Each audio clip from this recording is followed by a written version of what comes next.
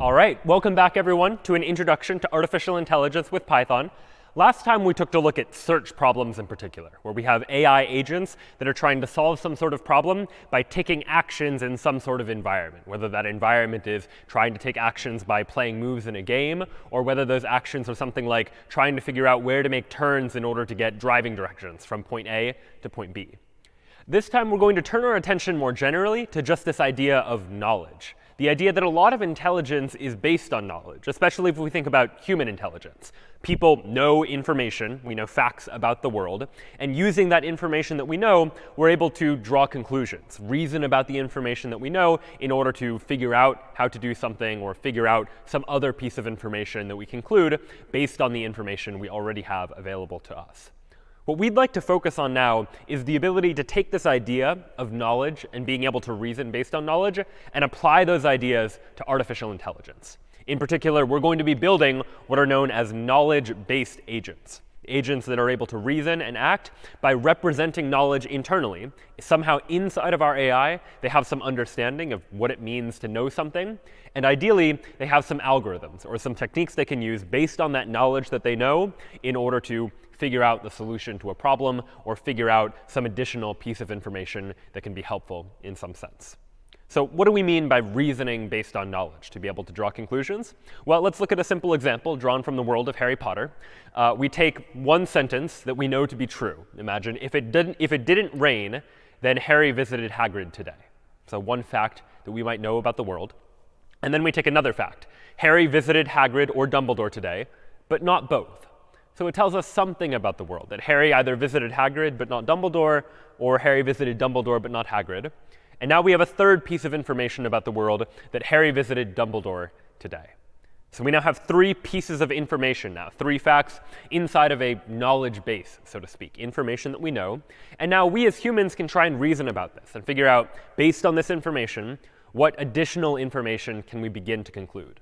And well, looking at these last two statements, Harry either visited Hagrid or Dumbledore, but not both, and we know that Harry visited Dumbledore today, well, then it's pretty reasonable that we could draw the conclusion that, you know what, Harry must not have visited Hagrid today.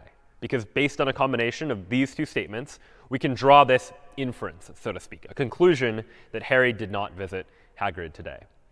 But it turns out we can even do a little bit better than that, get some more information by taking a look at this first statement and reasoning about that.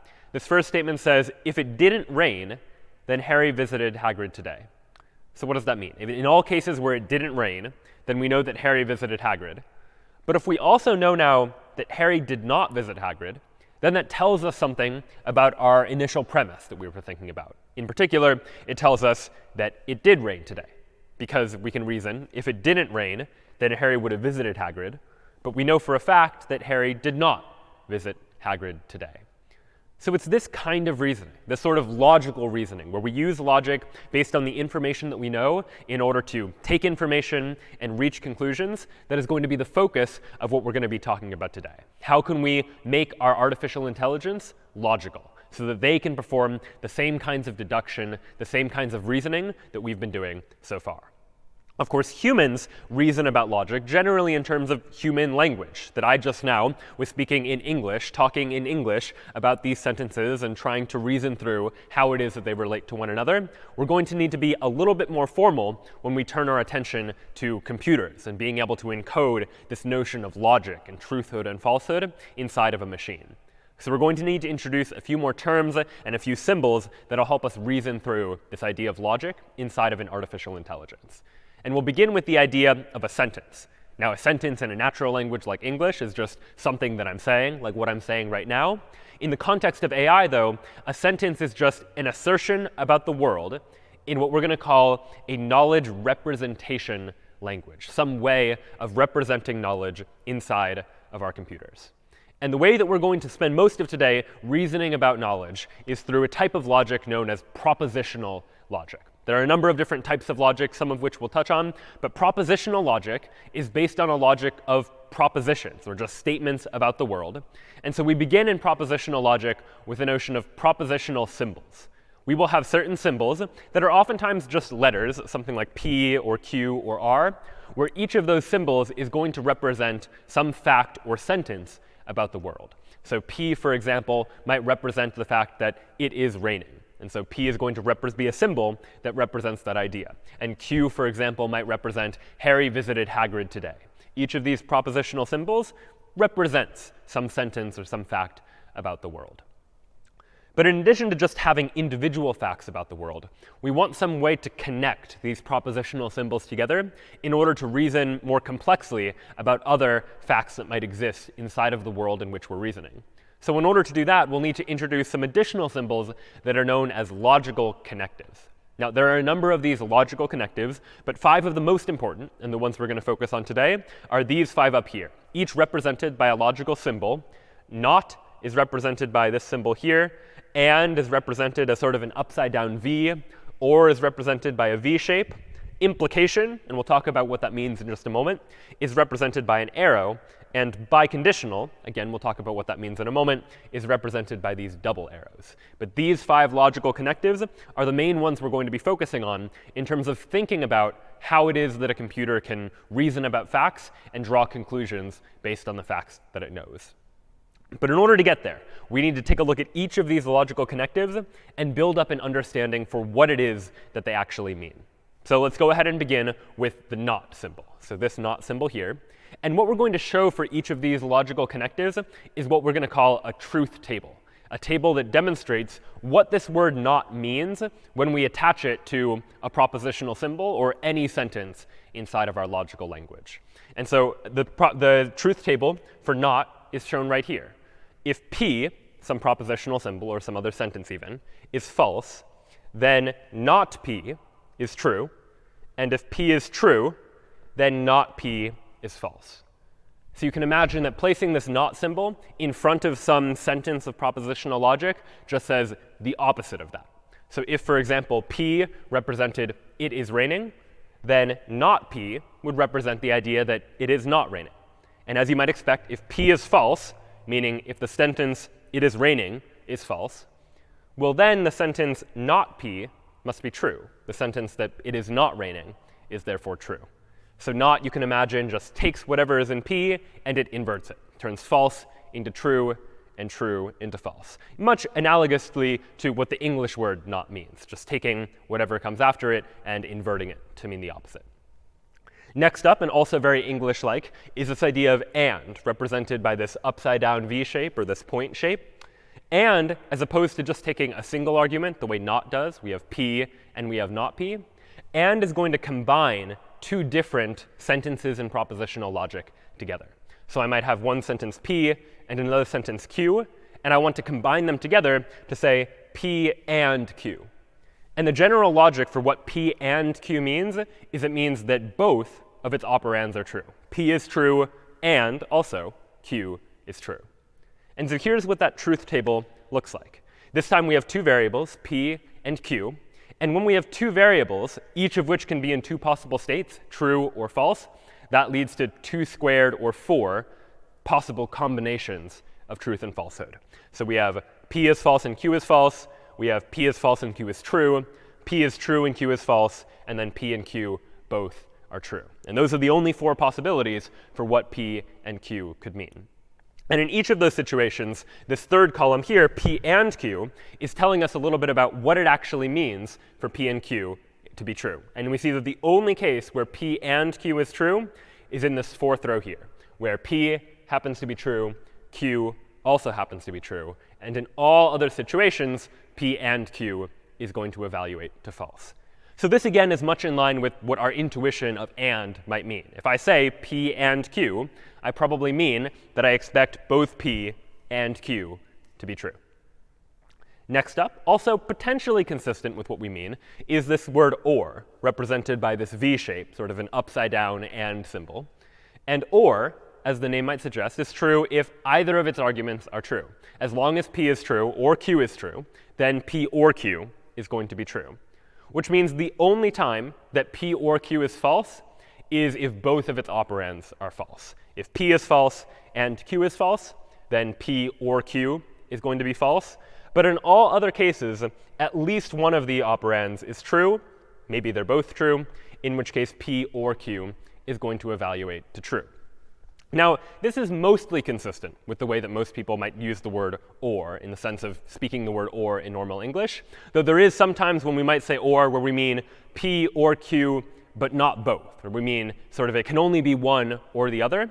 It's important to note that this symbol here, this or, means P or Q or both, that those are totally OK. As long as either or both of them are true, then the or is going to evaluate to be true as well. It's only in the case where all of the operands are false that P or Q ultimately evaluates to false as well.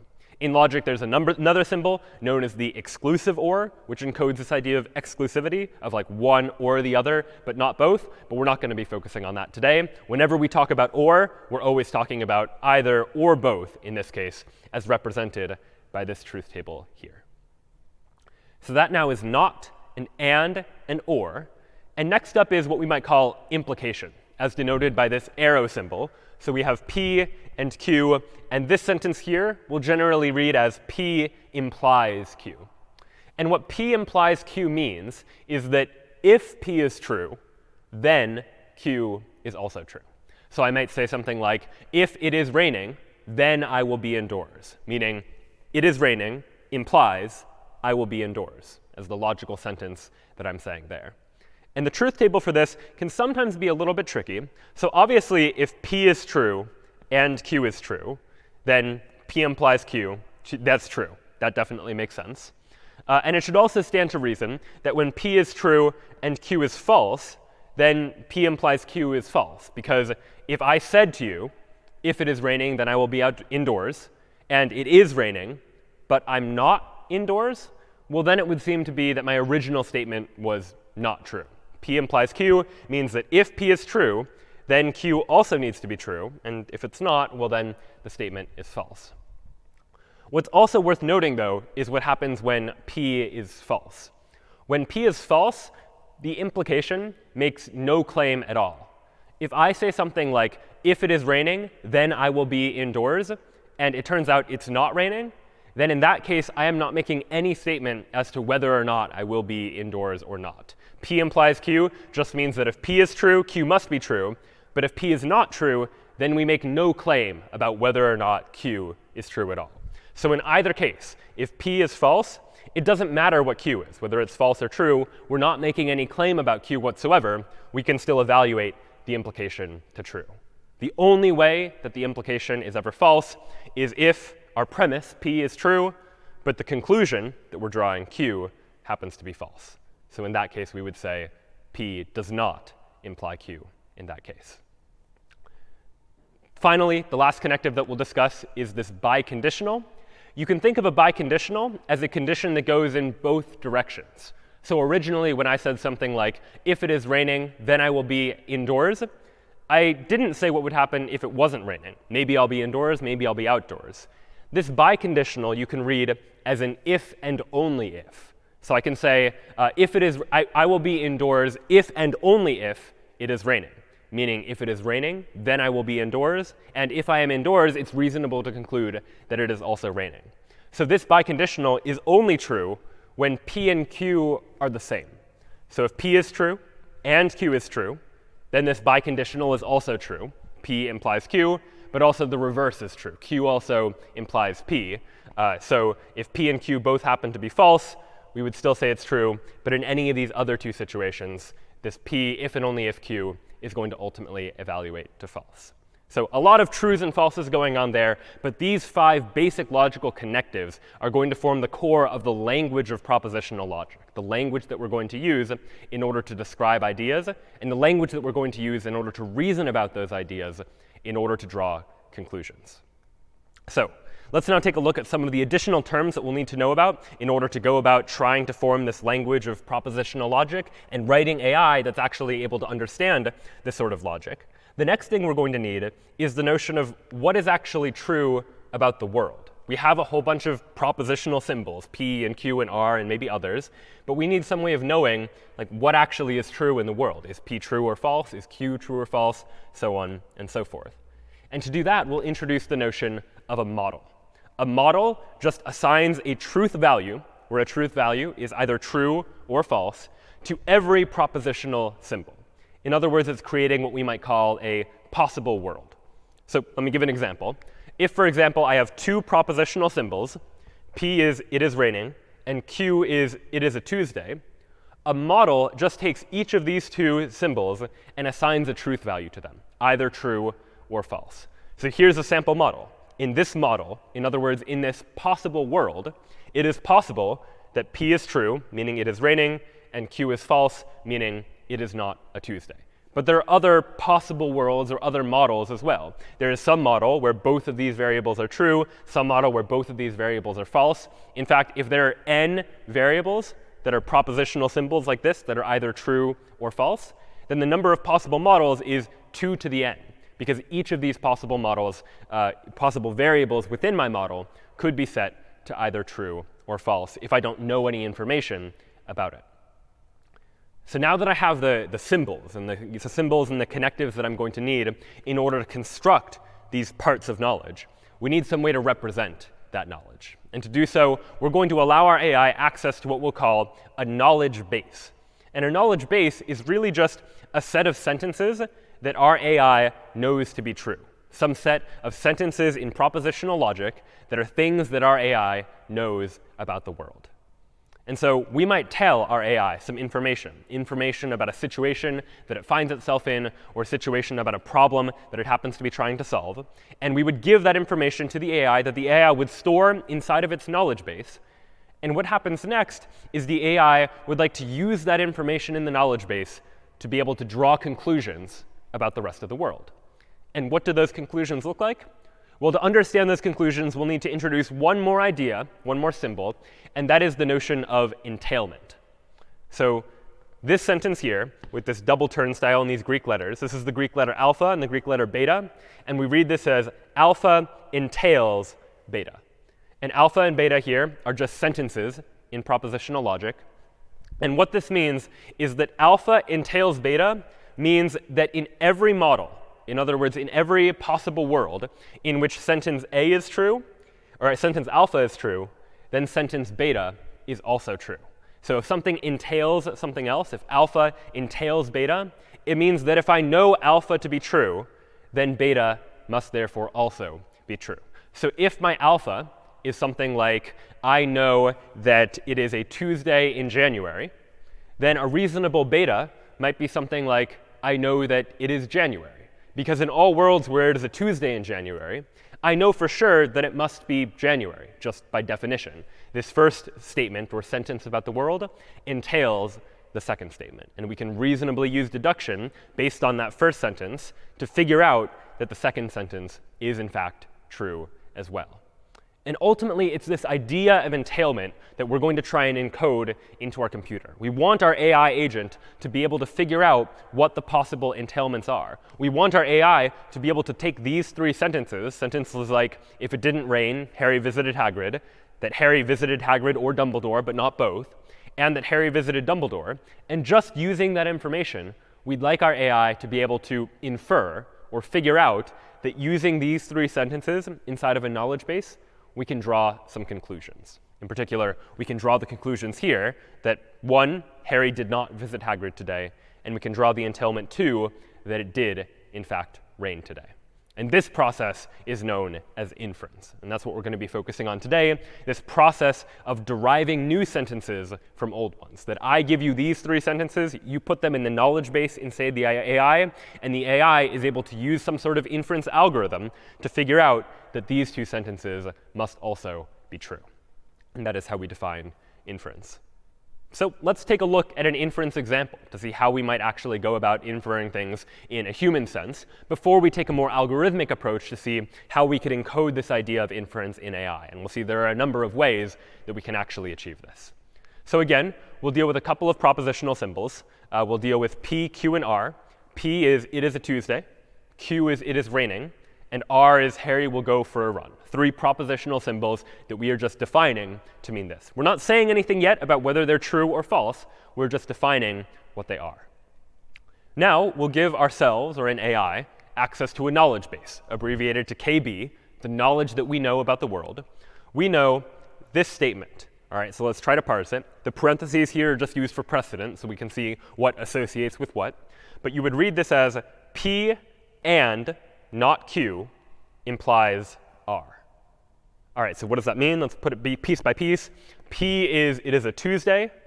Q is it is raining. So not Q is it is not raining. And implies R is Harry will go for a run. So the way to read this entire sentence, in human natural language at least, is if it is a Tuesday and it is not raining, then Harry will go for a run. So if it is a Tuesday and it is not raining, then Harry will go for a run. And that is now inside of our knowledge base.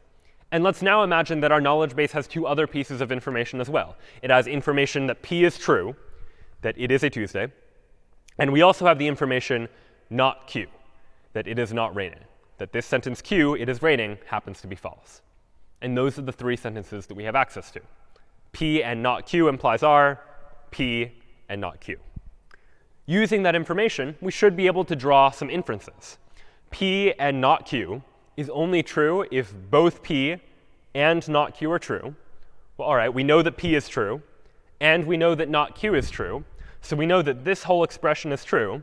And the definition of implication is if this whole thing on the left is true, then this thing on the right must also be true. So if we know that P and not Q is true, then R must be true as well. So the inference we should be able to draw from all of this is that R is true, and we know that Harry will go for a run by taking this knowledge inside of our knowledge base and being able to reason based on that idea. And so this ultimately is the beginning of what we might consider to be some sort of inference algorithm, some process that we can use to try and figure out whether or not we can draw some conclusion. And ultimately, what these inference algorithms are going to answer is this central question about entailment.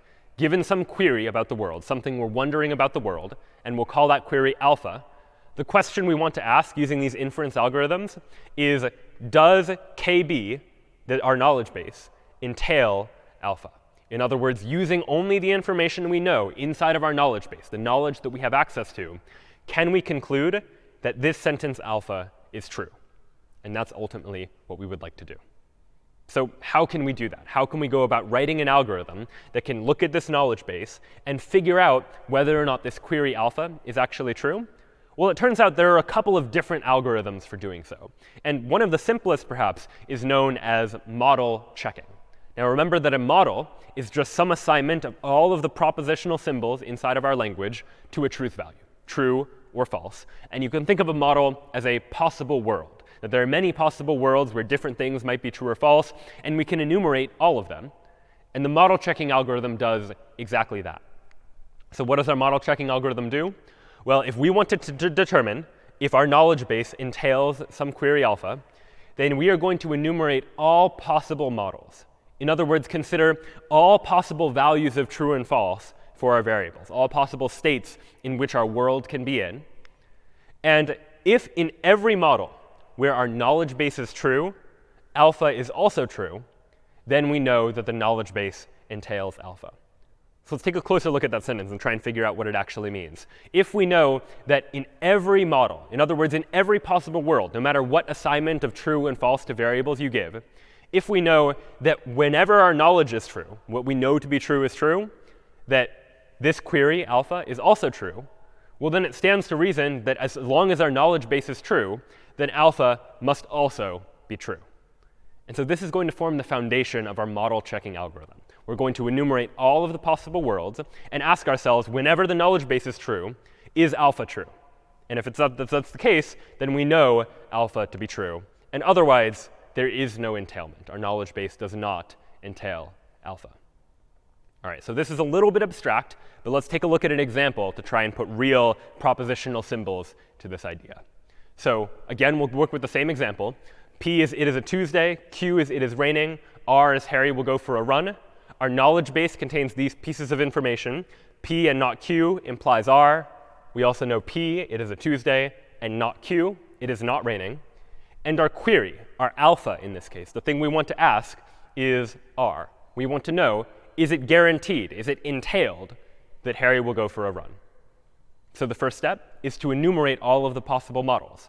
We have 3 propositional symbols here, P, Q, and R, which means we have 2 to the 3rd power, or 8 possible models. All false, false, false, true, false, true, false, false, true, true, etc.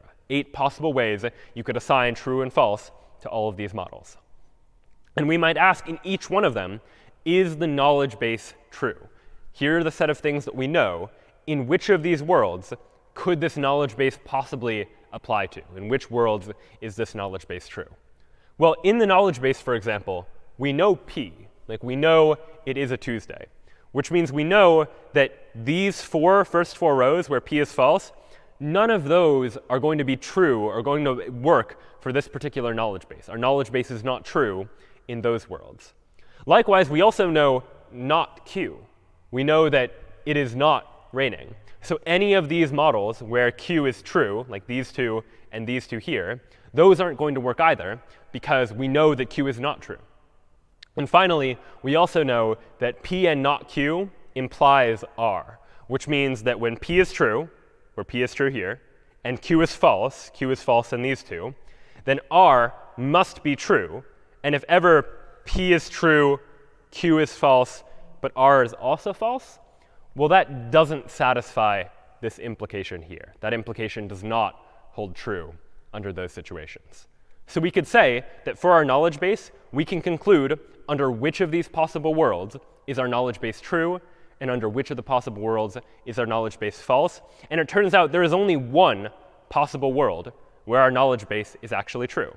In some cases, there might be multiple possible worlds where the knowledge base is true.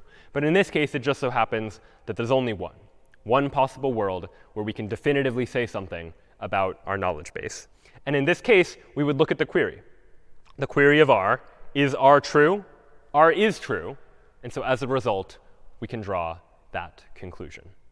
And so this is this idea of model checking. Enumerate all the possible models and look in those possible models to see whether or not, if our knowledge base is true, is the query in question true as well.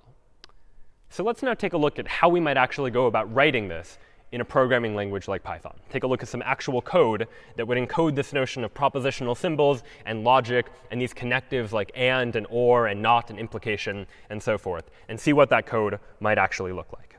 So I've written in advance a logic library that's more detailed than we need to worry about entirely today. But the important thing is that we have one class for every type of logical symbol or connective that we might have. So we just have one class for logical symbols, for example, where every symbol is going to represent and store some name for that particular symbol. And we also have a class for not that takes an operand. So we might say not one symbol to say something is not true or some other sentence is not true. We have one for and, one for or, so on and so forth. And I'll just demonstrate how this works. And you can take a look at the actual logic.py later on. But I'll go ahead and call this file harry.py. We're going to store information about this world of Harry Potter, for example. So I'll go ahead and import from my logic module. I'll import everything. And in this library, in order to create a symbol, you use capital S symbol. And I'll create a symbol for rain to mean it is raining, for example.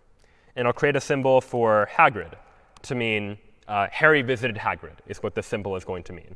So this symbol means it is raining. This symbol means Harry visited Hagrid. And I'll add another symbol called Dumbledore for Harry visited Dumbledore.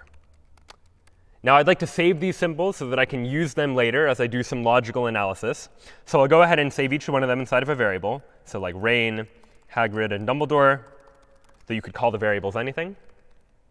And now that I have these logical symbols, I can use logical connectives to combine them together.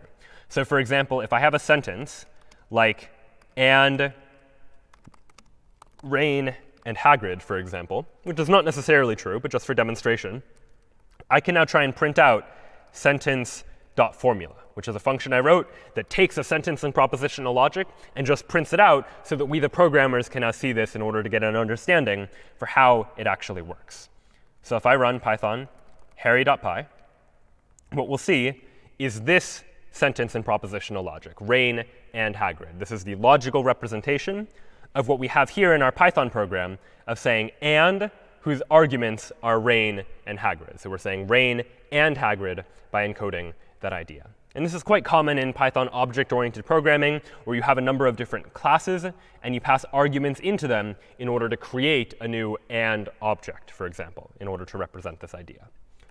But now what I'd like to do is somehow encode the knowledge that I have about the world in order to solve that problem from the beginning of class, where we talked about trying to figure out who Harry visited and trying to figure out if it's raining or if it's not raining. And so what knowledge do I have? I'll go ahead and create a new variable called knowledge. And what do I know? Well, I know the very first sentence that we talked about was the idea that if it is not raining, then Harry will visit Hagrid. So all right, how do I encode the idea that it is not raining? Well, I can use not and then the rain symbol. So here's me saying that it is not raining. And now the implication is that if it is not raining, then Harry visited Hagrid. So I'll wrap this inside of an implication to say, if it is not raining, this first argument to the implication, well then Harry visited Hagrid. So I'm saying implication, the premise is that it's not raining, and if it is not raining, then Harry visited Hagrid. And I can print out knowledge.formula to see the logical formula equivalent of that same idea. So I run python of harry.py, and this is the logical formula that we see as the result, which is a text-based version of what we were looking at before. That if it is not raining, then that implies that Harry visited Hagrid. But there was additional information that we had access to as well. In this case, we had access to the fact that Harry visited either Hagrid or Dumbledore. So how do I encode that? Well, this means that in my knowledge, I've really got multiple pieces of knowledge going on. I know one thing and another thing and another thing. So I'll go ahead and wrap all of my knowledge inside of an and. And I'll move things on to new lines just for good measure. But I know multiple things, so I'm saying knowledge is an and of multiple different sentences. I know multiple different sentences to be true. One such sentence that I know to be true is this implication, that if it is not raining, then Harry visited Hagrid. Another such sentence that I know to be true is or Hagrid Dumbledore. In other words, so Hagrid or Dumbledore is true, because I know that Harry visited Hagrid or Dumbledore. But I know more than that, actually. That initial sentence from before said that Harry visited Hagrid or Dumbledore, but not both. So now I want a sentence that will encode the idea that Harry didn't visit both Hagrid and Dumbledore. Well, the notion of Harry visiting Hagrid and Dumbledore would be represented like this, and of Hagrid and Dumbledore. And if that is not true, if I want to say not that, then I'll just wrap this whole thing inside of a not. So now these three lines, line 8 says that if it is not raining, then Harry visited Hagrid. Line 9 says Harry visited Hagrid or Dumbledore. And line 10 says Harry didn't visit both Hagrid and Dumbledore, that it is not true that both the Hagrid symbol and the Dumbledore symbol are true. Only one of them can be true. And finally, the last piece of information that I knew was the fact that Harry visited Dumbledore. So these now are the pieces of knowledge that I know, one sentence and another sentence and another and another. And I can print out what I know just to see it a little bit more visually. And here now is a logical representation of the information that my computer is now internally representing using these various different Python objects. And again, take a look at logic.py if you want to take a look at how exactly it's implementing this, but no need to worry too much about all of the details there. We're here saying that if it is not raining, then Harry visited Hagrid. We're saying that Hagrid or Dumbledore is true. And we're saying it is not the case that Hagrid and Dumbledore is true, that they're not both true. And we also know that Dumbledore is true. So this long logical sentence represents our knowledge base. It is the thing that we know. And now what we'd like to do is we'd like to use model checking to ask a query, to ask a question like, based on this information, do I know whether or not it's raining? And we as humans were able to logic our way through it and figure out that, all right, based on these sentences, we can conclude this and that to figure out that, yes, it must have been raining. But now we'd like for the computer to do that as well. So let's take a look at the model checking algorithm that is going to follow that same pattern that we drew out in pseudocode a moment ago. So I've defined a function here in logic.py that you can take a look at called model check. Model check takes two arguments, the knowledge that I already know and the query. And the idea is, in order to do model checking, I need to enumerate all of the possible models. And for each of the possible models, I need to ask myself, is the knowledge base true? And is the query true? So the first thing I need to do is somehow enumerate all of the possible models, meaning for all possible symbols that exist, I need to assign true and false to each one of them and see whether or not it's still true. And so here's the way we're going to do that. We're going to start, so I've defined another helper function internally that we'll get to in just a moment. But this function starts by getting all of the symbols in both the knowledge and the query, by figuring out what symbols am I dealing with. In this case, the symbols I'm dealing with are Rain and Hagrid and Dumbledore, but there might be other symbols depending on the problem. And we'll take a look soon at some examples of situations where ultimately we're going to need some additional symbols in order to represent the problem. And then we're going to run this check all function, which is a helper function that's basically going to recursively call itself, checking every possible configuration of propositional symbols. So we start out by looking at this check all function, and what do we do? So if not symbols means if we've finished assigning all of the symbols, we've assigned every symbol a value. So far we haven't done that, but if we ever do, then we check. In this model, is the knowledge true? That's what this line is saying. If we evaluate the knowledge propositional logic formula using the model's assignment of truth values, is the knowledge true? If the knowledge is true, then we should return true only if the query is true. Because if the knowledge is true, we want the query to be true as well in order for there to be entailment. Otherwise, we don't know that there won't be an entailment if there's ever a situation where what we know in our knowledge is true, but the query, the thing we're asking, happens to be false. So this line here is checking that same idea, that in all worlds where the knowledge is true, the query must also be true. Otherwise, we can just return true, because if the knowledge isn't true, then we don't care. This is equivalent to when we were enumerating this table from a moment ago. In all situations where the knowledge base wasn't true, all of these 7 rows here, we didn't care whether or not our query was true or not. We only care to check whether the query is true when the knowledge base is actually true, which was just this green highlighted row right there. So that logic is encoded using that statement there. And otherwise, if we haven't assigned symbols yet, which we haven't seen anything yet, then the first thing we do is pop one of the symbols. I make a copy of the symbols first, just to save an existing copy.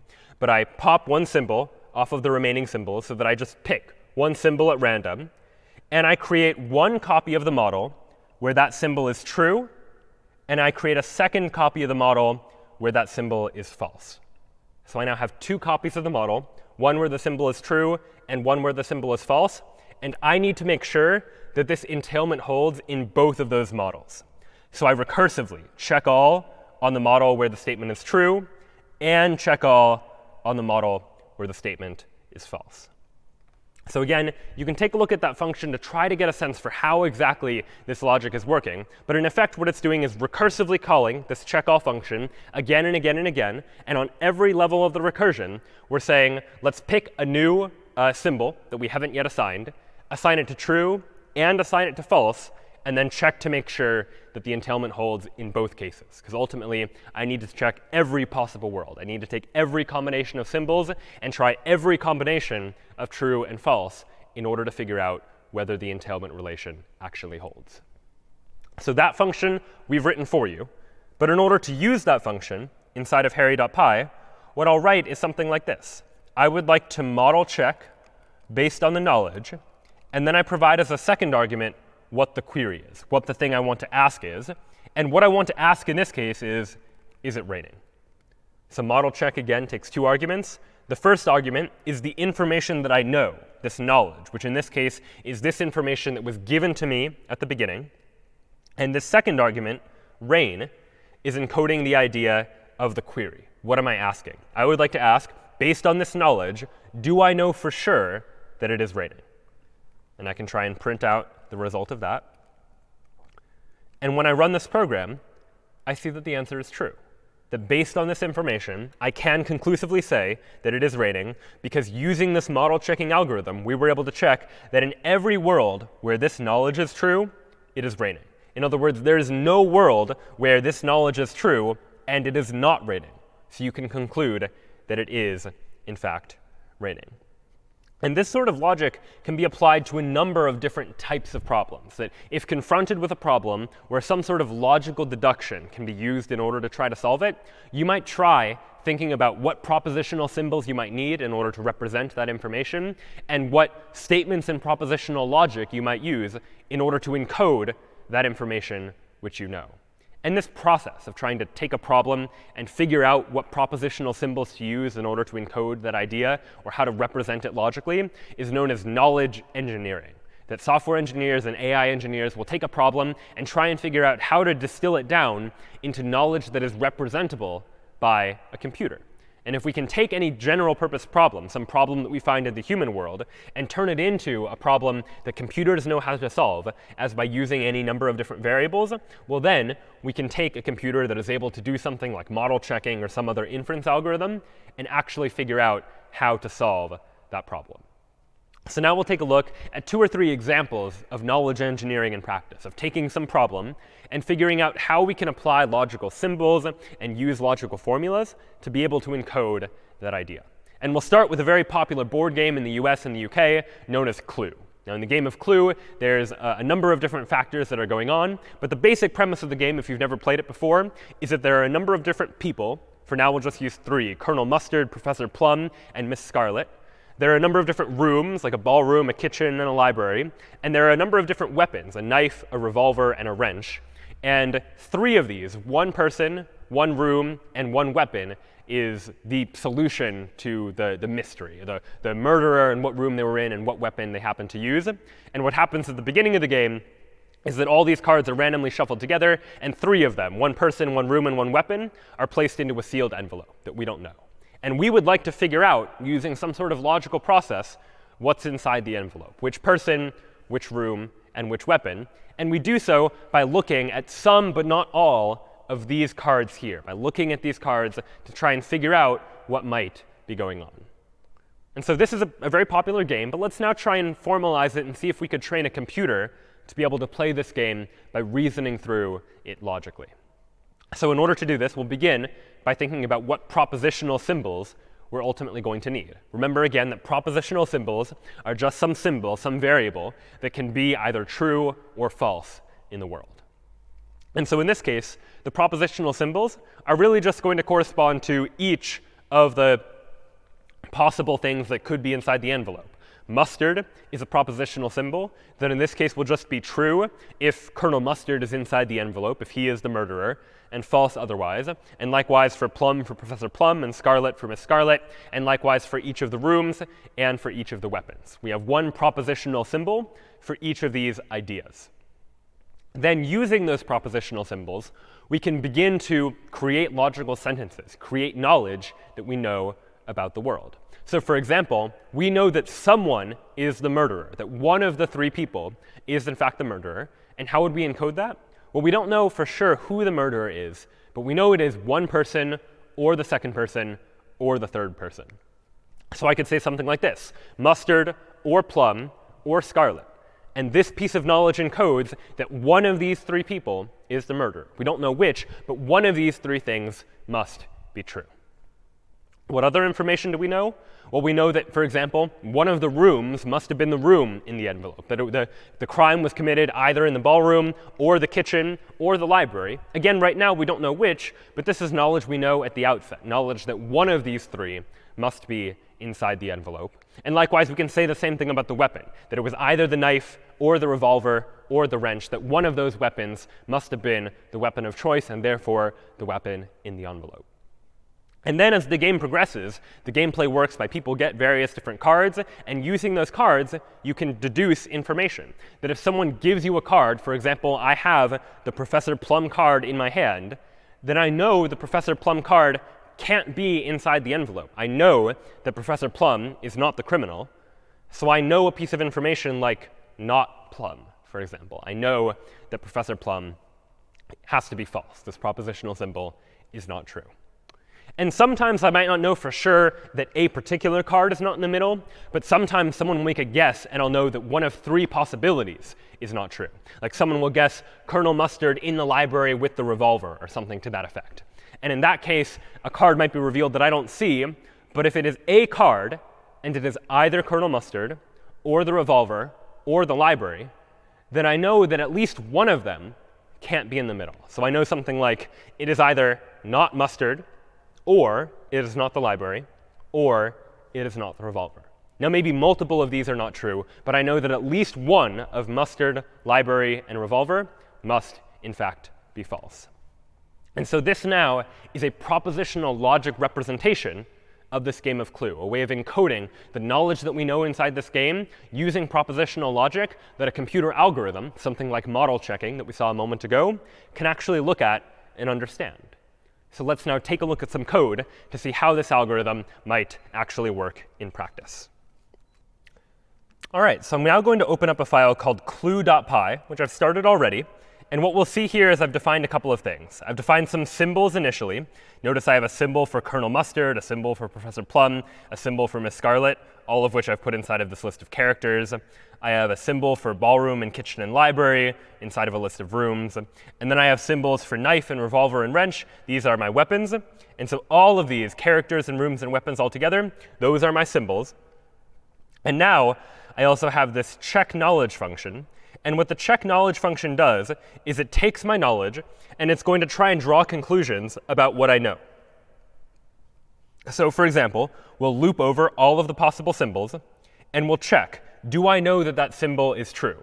And a symbol is going to be something like Professor Plum, or the knife, or the library. And if I know that it is true, in other words, I know that it must be the card in the envelope, then I'm going to print out, using a function called cprint, which prints things in color. I'm going to print out the word yes, and I'm going to print that in green, just to make it very clear to us.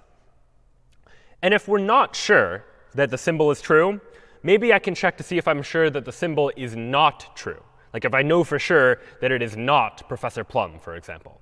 And I do that by running model check again, this time checking if my knowledge is not the symbol, if I know for sure that the symbol is not true. And if I don't know for sure that the symbol is not true, because I say elif not model check, meaning I'm not sure that the symbol is false, well, then I'll go ahead and print out maybe next to the symbol. Because maybe the symbol is true, maybe it's not, I don't actually know. So what knowledge do I actually have? Well, let's try and represent my knowledge now. So my knowledge is, I know a couple of things, so I'll put them in an and. And I know that one of the three people must be the criminal. So I know or Mustard, Plum, Scarlet. This is my way of encoding that it is either Colonel Mustard or Professor Plum or Miss Scarlet. I know that it must have happened in one of the rooms. So I know or ballroom, kitchen, library, for example. And I know that one of the weapons must have been used as well. So I know or knife, revolver, wrench. So that might be my initial knowledge, that I know that it must have been one of the people, I know it must have been in one of the rooms, and I know that it must have been one of the weapons. And I can see what that knowledge looks like as a formula by printing out knowledge.formula. So I'll run python clue.py. And here now is the information that I know in logical format. I know that it is Colonel Mustard or Professor Plum or Miss Scarlet. And I know that it is the ballroom, the kitchen, or the library. And I know that it is the knife, the revolver, or the wrench. But I don't know much more than that. I can't really draw any firm conclusions. And in fact, we can see that if I try and do, let me go ahead and run my knowledge check function on my knowledge. Knowledge check is this function that or check knowledge rather, is this function that I just wrote that looks over all of the symbols and tries to see what conclusions I can actually draw about any of the symbols. So I'll go ahead and run clue.py and see what it is that I know. And it seems that I don't really know anything for sure. I have all three people are maybes, all three of the rooms are maybes, all three of the weapons are maybes. I don't really know anything for certain just yet. But now let me try and add some additional information and see if additional information, additional knowledge, can help us to logically reason our way through this process. And we are just going to provide the information. Our AI is going to take care of doing the inference and figuring out what conclusions it's able to draw. So I start with some cards, and those cards tell me something. So if I have the Colonel Mustard card, for example, I know that the mustard symbol must be false. In other words, mustard is not the one in the envelope, is not the criminal. So I can say knowledge supports something called, every and in this library supports .add, which is a way of adding knowledge or adding an additional logical sentence to an and clause. So I can say knowledge.add, not mustard. Right? I happen to know, because I have the mustard card, that Colonel Mustard is not the suspect. And maybe I have a couple of other cards too. Maybe I also have a card for the kitchen, so I know it's not the kitchen. And maybe I have another card that says that it is not the revolver. So I have three cards, Colonel Mustard, the kitchen, and the revolver. And I encode that into my AI this way by saying it's not Colonel Mustard, it's not the kitchen, and it's not the revolver, and I know those to be true. So now, when I rerun clue.py, we'll see that I've been able to eliminate some possibilities. Before, I wasn't sure if it was the knife or the revolver or the wrench. The knife was maybe, revolver was maybe, wrench is maybe. Now I'm down to just the knife and the wrench. Between those two, I don't know which one it is. They're both maybes. But I've been able to eliminate the revolver, which is one that I know to be false because I have the revolver card. And so additional information might be acquired over the course of this game, and we would represent that just by adding knowledge to our knowledge set, our knowledge base that we've been building here. So if, for example, we additionally got the information that someone made a guess. Someone guessed, like, Miss Scarlet in the library with the wrench. And we know that a card was revealed, which means that one of those three cards, either Miss Scarlet or the library or the wrench, one of those at minimum must not be inside of the envelope. So I could add some knowledge, say knowledge.add. And I'm going to add an or clause, because I don't know for sure which one it's not, but I know one of them is not in the envelope. So it's either not Scarlet, or it's not the library. And or supports multiple arguments. I can say it's also or not the wrench. So at least one of those needs Scarlet, library, and wrench. At least one of those needs to be false. I don't know which, though. Maybe it's multiple. Maybe it's just one. But at least one, I know, needs to hold. And so now if I rerun clue.py, I don't actually have any additional information just yet. Nothing I can say conclusively. I still know that maybe it's Professor Plum, maybe it's Miss Scarlet. I haven't eliminated any options. But let's imagine that I get some more information, that someone shows me the Professor Plum card, for example. So I say, all right, let's go back here, knowledge.add, not Plum. So I have the Professor Plum card. I know that Professor Plum is not in the middle. I rerun clue.py. And all right, now I'm able to draw some conclusions. Now I've been able to eliminate Professor Plum, and the only person it could left remaining be is Miss Scarlet. So I know, yes, Miss Scarlet, this variable must be true. And I've been able to infer that based on the information I already had. Now between the ballroom and the library and the knife and the wrench, for those two, I'm still not sure. So let's add one more piece of information. Let's say that I know that it's not the ballroom. Someone has shown me the ballroom card, so I know it's not the ballroom, which means at this point I should be able to conclude that it's the library. Let's see. I'll say knowledge.add, not the ballroom. And we'll go ahead and run that. And it turns out that after all of this, not only can I conclude that I know that it's the library, but I also know that the weapon was the knife. And that might have been an inference that was a little bit trickier, something I wouldn't have realized immediately. But the AI, via this model checking algorithm, is able to draw that conclusion, that we know for sure that it must be Miss Scarlet in the library with the knife. And how did we know that? Well, we know it from this or clause up here, that we know that it's either not Scarlet, or it's not the library, or it's not the wrench. And given that we know that it is Miss Scarlet, and we know that it is the library, then the only remaining option for the weapon is that it is not the wrench, which means that it must be the knife. So we as humans now can go back and reason through that, even though it might not have been immediately clear. And that's one of the advantages of using an AI or some sort of algorithm in order to do this, is that the computer can exhaust all of these possibilities and try and figure out what the solution actually should be. And so for that reason, it's often helpful to be able to represent knowledge in this way. Knowledge engineering, some situation where we can use a computer to be able to represent knowledge and draw conclusions based on that knowledge. And anytime we can translate something into propositional logic symbols like this type of approach can be useful. So you might be familiar with logic puzzles, where you have to puzzle your way through trying to figure something out. This is what a classic logic puzzle might look like. Something like Gilderoy, Minerva, Pomona, and Horace each belong to a different one of the four houses: Gryffindor, Hufflepuff, Ravenclaw, and Slytherin. And then we have some information that Gilderoy belongs to Gryffindor or Ravenclaw, Pomona does not belong in Slytherin, and Minerva does belong to Gryffindor. So we have a couple pieces of information, and using that information, we need to be able to draw some conclusions about which person should be assigned to which house. And again, we can use the exact same idea to try and implement this notion. So we need some propositional symbols. And in this case, the propositional symbols are going to get a little more complex, although we'll see ways to make this a little bit cleaner later on. But we'll need 16 propositional symbols, one for each person and house. So we need to say, remember, every propositional symbol is either true or false. So Gilderoy Gryffindor is either true or false. Either he's in Gryffindor or he is not. Likewise, Gilderoy Hufflepuff, also true or false. Either it is true or it's false. And that's true for every combination of person and house that we could come up with. We have some sort of propositional symbol for each one of those. Using this type of knowledge, we can then begin to think about what types of logical sentences we can say about the puzzle. That if we know, before we even think about the information we were given, we can think about the premise of the problem, that every person is assigned to a different house. So what does that tell us? Well, it tells us sentences like this. It tells us like, Pomona Slytherin implies not Pomona Hufflepuff. Something like, if Pomona is in Slytherin, then we know that Pomona is not in Hufflepuff. And we know this for all 4 people and for all combinations of houses, that no matter what person you pick, if they're in one house, then they're not in some other house. So I'll probably have a whole bunch of knowledge statements that are of this form, that if we know Pomona is in Slytherin, then we know Pomona is not in Hufflepuff.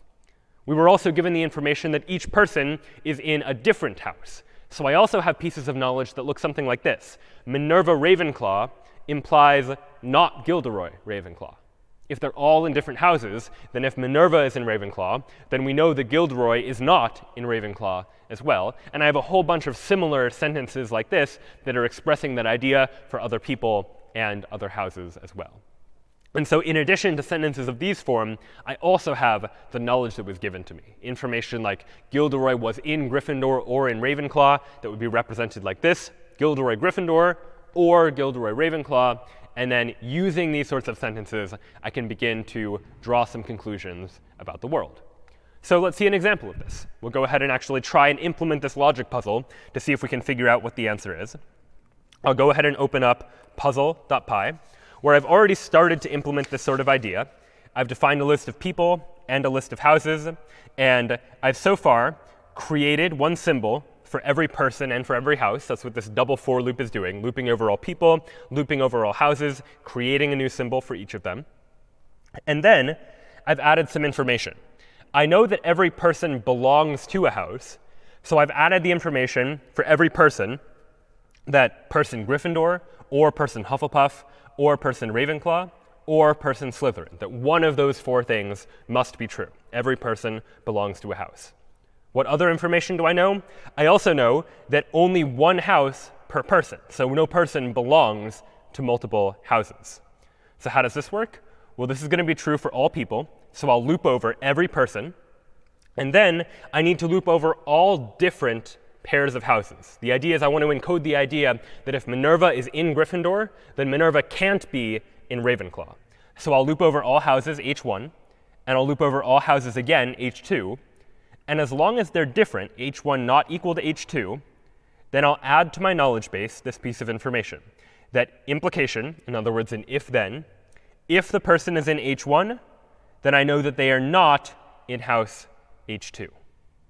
So these lines here are encoding the notion that for every person, if they belong to house 1, then they are not in house 2. And the other piece of logic we need to encode is the idea that every house can only have one person. In other words, if Pomona is in Hufflepuff, then nobody else is allowed to be in Hufflepuff either. And that's the same logic, but sort of backwards. I loop over all of the houses and loop over all different pairs of people. So I loop over people once, loop over people again, and only do this when the people are different, p1 not equal to p2. And I add the knowledge that if, as given by the implication, if person 1 belongs to the house, then it is not the case that person 2 belongs to the same house. So here I'm just encoding the knowledge that represents the problem's constraints. I know that everyone's in a different house. I know that any person can only belong to one house. And I can now take my knowledge and try and print out the information that I happen to know. So I'll go ahead and print out knowledge.formula just to see this in action. And I'll go ahead and skip this for now, but we'll come back to this in a second. Let's print out the knowledge that I know by running Python puzzle.py. It's a lot of information, a lot that I have to scroll through, because there's 16 different variables all going on. But the basic idea, if we scroll up to the very top, is I see my initial information. Gilderoy is either in Gryffindor, or Gilderoy is in Hufflepuff, or Gilderoy is in Ravenclaw, or Gilderoy is in Slytherin, and and then way more information as well. So this is quite messy, more than we really want to be looking at. And soon, too, we'll see ways of representing this a little bit more nicely using logic. But for now, we can just say these are the variables that we're dealing with. And now we'd like to add some information. So the information we're going to add is Gilderoy is in Gryffindor, or he is in Ravenclaw. So that knowledge was given to us. So I'll go ahead and say knowledge.add. And I know that either or Gilderoy Gryffindor or Gilderoy Ravenclaw. One of those two things must be true. I also know that Pomona was not in Slytherin, so I can say knowledge.add not this symbol, not the Pomona Slytherin symbol. And then I can add the knowledge that Minerva is in Gryffindor by adding the symbol Minerva Gryffindor. So those are the pieces of knowledge that I know. And this loop here at the bottom just loops over all of my symbols, checks to see if the knowledge entails that symbol by calling this model check function again. And if it does, if we know the symbol is true, we print out the symbol. So now I can run Python puzzle.py, and Python is going to solve this puzzle for me. We're able to conclude that Gilderoy belongs to Ravenclaw, Pomona belongs to Hufflepuff, Minerva to Gryffindor, and Horace to Slytherin, just by encoding this knowledge inside the computer, although it was quite tedious to do in this case. And as a result, we were able to get the conclusion from that as well. And you can imagine this being applied to many sorts of different deductive situations. So not only these situations where we're trying to deal with Harry Potter characters in this puzzle, but if you've ever played games like Mastermind, where you're trying to figure out which order different colors go in and trying to make predictions about it, I could tell you, for example, let's play a simplified version of Mastermind where there are 4 colors, red, blue, green, and yellow, and they're in some order, but I'm not telling you what order. You just have to make a guess, and I'll tell you of red, blue, green, and yellow how many of the 4 you got in the right position. So a simplified version of this game.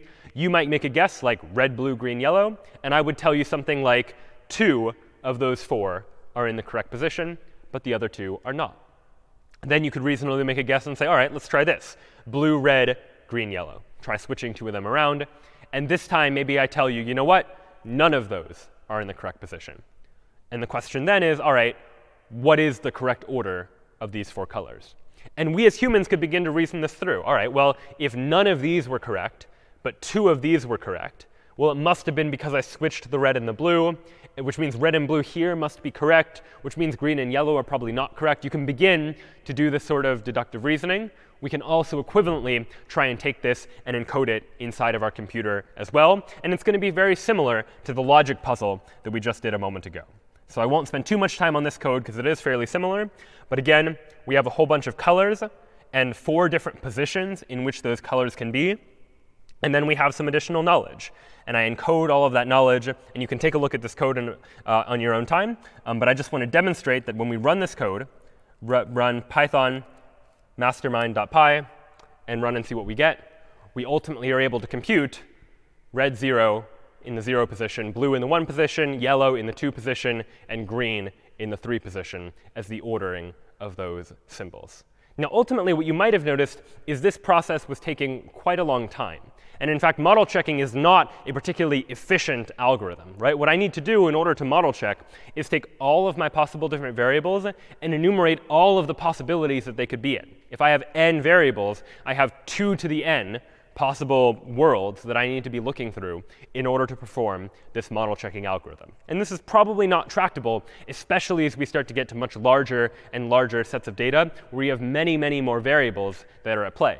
Right here, we only have a relatively small number of variables, so this sort of approach can actually work. But as the number of variables increases, model checking becomes less and less good of a way of trying to solve these sorts of problems. So while it might have been OK for something like Mastermind to conclude that this is indeed the correct sequence where all 4 are in the correct position, what we'd like to do is come up with some better ways to be able to make inferences rather than just enumerate all of the possibilities. And to do so, what we'll transition to next is the idea of inference rules, some sort of rules that we can apply to take knowledge that already exists and translate it into new forms of knowledge. And the general way we'll structure an inference rule is by having a horizontal line here. Anything above the line is going to represent a premise, something that we know to be true. And then anything below the line will be the conclusion that we can arrive at after we apply the logic from the inference rule that we're going to demonstrate. So we'll do some of these inference rules by demonstrating them in English first, but then translating them into the world of propositional logic so you can see what those inference rules actually look like. So for example, let's imagine that I have access to two pieces of information. I know, for example, that if it is raining, then Harry is inside, for example. And let's say I also know it is raining. Then most of us could reasonably then look at this information and conclude that, all right, Harry must be inside. This inference rule is known as modus ponens, and it's phrased more formally in logic as this. If we know that alpha implies beta, in other words, if alpha, then beta, and we also know that alpha is true, then we should be able to conclude that beta is also true. We can apply this inference rule to take these two pieces of information and generate this new piece of information. Notice that this is a totally different approach from the model checking approach, where the approach was look at all of the possible worlds and see what's true in each of these worlds. Here, we're not dealing with any specific world. We're just dealing with the knowledge that we know and what conclusions we can arrive at based on that knowledge. That I know that A implies B, and I know A, and the conclusion is B. And this should seem like a relatively obvious rule, that of course, if alpha, then beta, and we know alpha, then we should be able to conclude that beta is also true. And that's going to be true for many, but maybe even all, of the inference rules that we'll take a look at. You should be able to look at them and say, yeah, of course that's going to be true. But it's putting these all together, figuring out the right combination of inference rules that can be applied that ultimately is going to allow us to generate interesting knowledge inside of our AI. So that's modus ponens, this application of implication, that if we know alpha and we know that alpha implies beta, then we can conclude beta. Let's take a look at another example. Fairly straightforward, something like Harry is friends with Ron and Hermione. Based on that information, we can reasonably conclude Harry is friends with Hermione. That must also be true. And this inference rule is known as and elimination. And what and elimination says is that if we have a situation where alpha and beta are both true, I have information alpha and beta, well then, just alpha is true. Or likewise, just beta is true. That if I know that both parts are true, then one of those parts must also be true. Again, something obvious from the point of view of human intuition, but a computer needs to be told this kind of information. To be able to apply the inference rule, we need to tell the computer that this is an inference rule that you can apply, so the computer has access to it and is able to use it in order to translate information from one form to another. In addition to that, let's take a look at another example of an inference rule. Something like, it is not true that Harry did not pass the test. Bit of a tricky sentence to parse. I'll read it again. It is not true, or it is false, that Harry did not pass the test. Well, if it is false that Harry did not pass the test, then the only reasonable conclusion is that Harry did pass the test. And so this, instead of being and elimination, is what we call double negation elimination. That if we have two negatives inside of our premise, then we can just remove them altogether. They cancel each other out. One turns true to false, and the other one turns false back into true. Phrased a little bit more formally, we say that if the premise is not alpha, then the conclusion we can draw is just alpha. We can say that alpha is true. We'll take a look at a couple more of these. If I have it is raining, then Harry is inside. How do I reframe this? Well, this one is a little bit trickier, but if I know if it is raining, then Harry is inside, then I conclude one of two things must be true. Either it is not raining, or Harry is inside. Now this one's trickier, so let's think about it a little bit. This first premise here, if it is raining, then Harry is inside, is saying that if I know that it is raining, then Harry must be inside. So what is the other possible case? Well, if Harry is not inside, then I know that it must not be raining. So one of those two situations must be true. Either it's not raining, or it is raining, in which case Harry is inside. So the conclusion I can draw is either it is not raining, or it is raining, so therefore Harry is inside. And so this is a way to translate if-then statements into or statements. And this is known as implication elimination. And this is similar to what we actually did in the beginning when we were first looking at those very first sentences about Harry and Hagrid and Dumbledore. And phrased a little bit more formally, this says that if I have the implication alpha implies beta, that I can draw the conclusion that either not alpha or beta, because there are only two possibilities. Either alpha is true or alpha is not true. So one of those possibilities is alpha is not true. But if alpha is true, well, then we can draw the conclusion that beta must be true. So either alpha is not true, or alpha is true, in which case beta is also true. So this is one way to turn an implication into just a statement about or. In addition to eliminating implications, we can also eliminate biconditionals as well. So let's take an English example, something like, it is raining if and only if Harry is inside. And this if and only if really sounds like that biconditional, that double arrow sign that we saw in propositional logic not too long ago. And what does this actually mean if we were to translate this? Well, this means that if it is raining, then Harry is inside. And if Harry is inside, then it is raining, that this implication goes both ways. And this is what we would call biconditional elimination, that I can take a biconditional, A if and only if B, and translate that into something like this. A implies B, and B implies A. So many of these inference rules are taking logic that uses certain symbols and turning them into different symbols, taking an implication and turning it into an or taking a biconditional and turning it into implication. And another example of it would be something like this. It is not true that both Harry and Ron passed the test. Well, all right, how do we translate that? What does that mean? Well, if it is not true that both of them passed the test, well, then the reasonable conclusion we might draw is that at least one of them didn't pass the test. So the conclusion is either Harry did not pass the test or Ron did not pass the test, or both. This is not an exclusive or. But if it is true that it is not true that both Harry and Ron passed the test, well, then either Harry didn't pass the test or Ron didn't pass the test. And this type of law is one of De Morgan's laws, quite famous in logic, where the idea is that we can turn an and into an or. We can say, we can take this and, that both Harry and Ron passed the test, and turn it into an or by moving the nots around. So if it is not true that Harry and Ron passed the test, well then either Harry did not pass the test or Ron did not pass the test either. And the way we frame that more formally using logic is to say this. If it is not true that alpha and beta, well then, either not alpha or not beta. The way I like to think about this is that if you have a negation in front of an and expression, you move the negation inwards, so to speak, moving the negation into each of these individual sentences, and then flip the and into an or. So the negation moves inwards, and the and flips into an or. So I go from not A and B to not A or not B. And there's actually a reverse of De Morgan's law that goes in the other direction for something like this.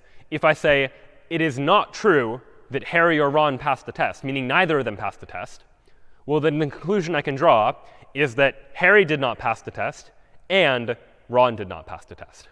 So in this case, instead of turning an and into an or, we're turning an or into an and. But the idea is the same. And this, again, is another example of De Morgan's laws.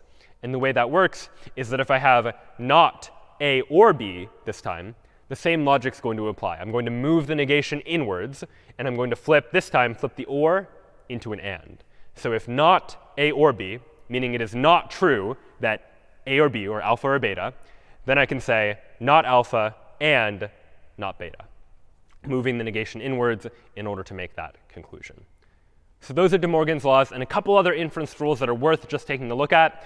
One is the distributive law that works this way. So if I have alpha and beta or gamma, well then, much in the same way that you can use in math, use distributive laws to distribute operands like addition and multiplication, I can do a similar thing here, where I can say if alpha and beta or gamma, then I can say something like alpha and beta or alpha and gamma, that I've been able to distribute this and sign throughout this expression.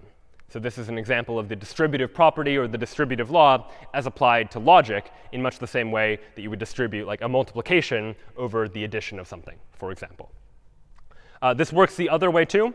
So if, for example, I have alpha or beta and gamma, I can distribute the or throughout the expression. I can say alpha or beta and alpha or gamma. So the distributive law works in that way too, and it's helpful if I want to take an or and move it into the expression. And we'll see an example soon of why it is that we might actually care to do something like that. All right, so now we've seen a lot of different inference rules. And the question now is, how can we use those inference rules to actually try and draw some conclusions, to actually try and prove something about entailment, proving that given some initial knowledge base, we would like to find some way to prove that a query is true? Well, one way to think about it is actually to think back to what we talked about last time when we talked about search problems. Recall again that search problems have some sort of initial state. They have actions that you can take from one state to another, as defined by a transition model that tells you how to get from one state to another. We talked about testing to see if you're at a goal, and then some path cost function to see how many steps did you have to take, or how costly was the solution that you found. Now that we have these inference rules that take some set of sentences in propositional logic and get us some new set of sentences in propositional logic, we can actually treat those sentences, or those sets of sentences, as states inside of a search problem. So if we want to prove that some query is true, prove that some logical theorem is true, we can treat theorem proving as a form of a search problem. I can say that we begin in some initial state, where that initial state is the knowledge base that I begin with, the set of all of the sentences that I know to be true. What actions are available to me? Well, the actions are any of the inference rules that I can apply at any given time. The transition model just tells me, after I apply the inference rule, here is the new set of all of the knowledge that I have, which will be the old set of knowledge, plus some additional inference that I've been able to draw, much as in the same way we saw what we got when we applied those inference rules and got some sort of conclusion. That conclusion gets added to our knowledge base, and our transition model will encode that. What is the goal test? Well, our goal test is checking to see if we have proved the statement we're trying to prove, if the thing we're trying to prove is inside of our knowledge base. And the path cost function, the thing we're trying to minimize, is maybe the number of inference rules that we needed to use, the number of steps, so to speak, inside of our proof. And so here we've been able to apply the same types of ideas that we saw last time with search problems to something like trying to prove something about knowledge by taking our knowledge and framing it in terms that we can understand as a search problem, with an initial state, with actions, with a transition model. So this shows up a couple of things. One being how versatile search problems are, that they can be the same types of algorithms that we use to solve a maze or figure out how to get from point A to point B inside of driving directions, for example, can also be used as a theorem proving method of taking some sort of starting knowledge base and trying to prove something about that knowledge. So this, yet again, is a second way, in addition to model checking, to try and prove that certain statements are true. But it turns out there's yet another way that we can try and apply inference, and we'll talk about this now, which is not the only way, but certainly one of the most common, which is known as resolution.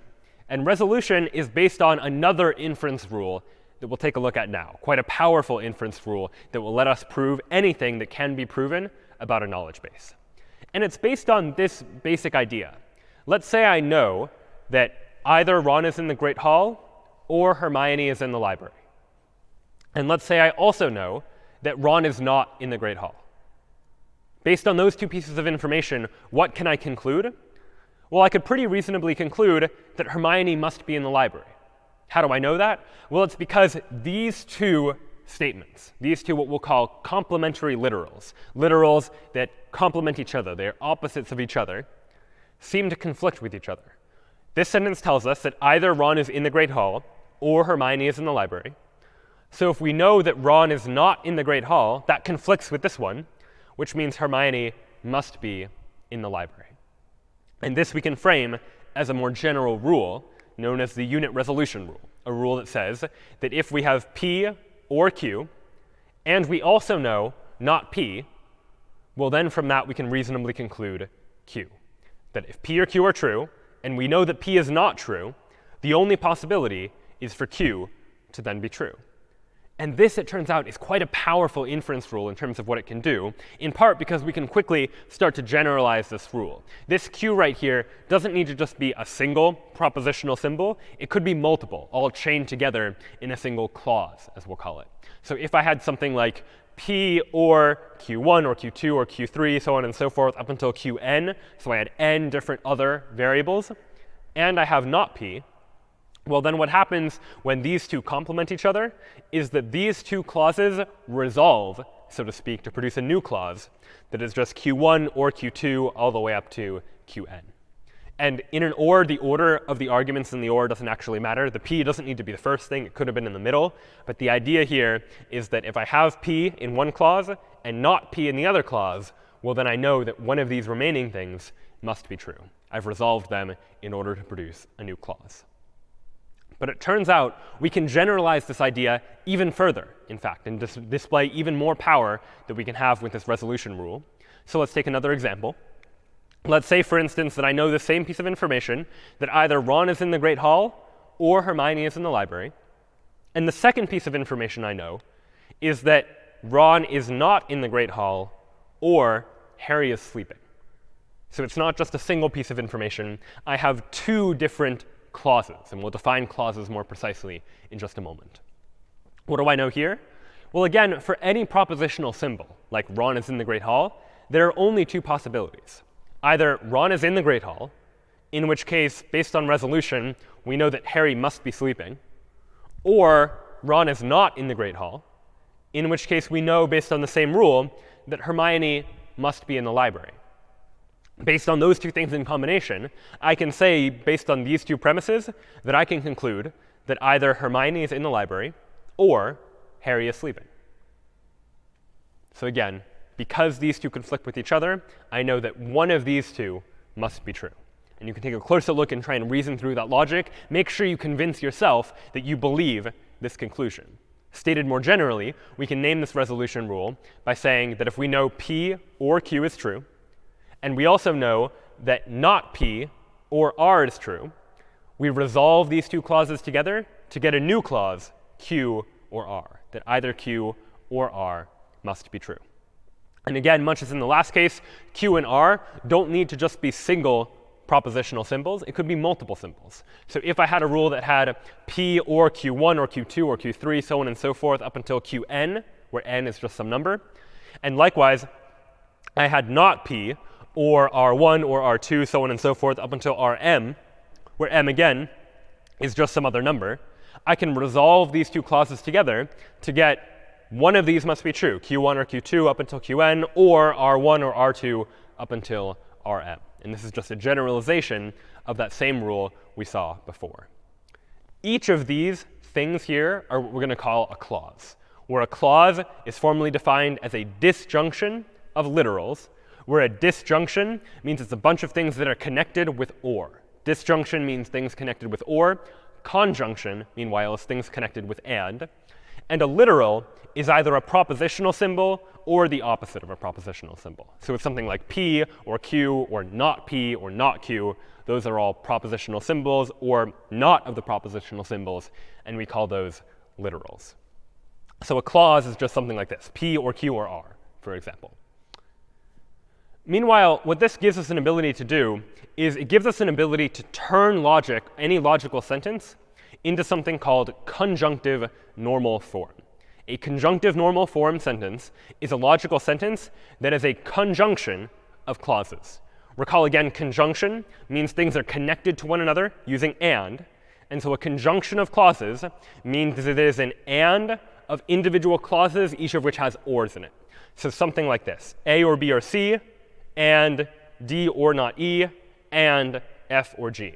Everything in parentheses is one clause.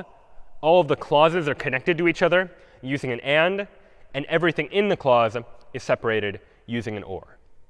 And this is just a standard form that we can translate a logical sentence into that just makes it easy to work with and easy to manipulate.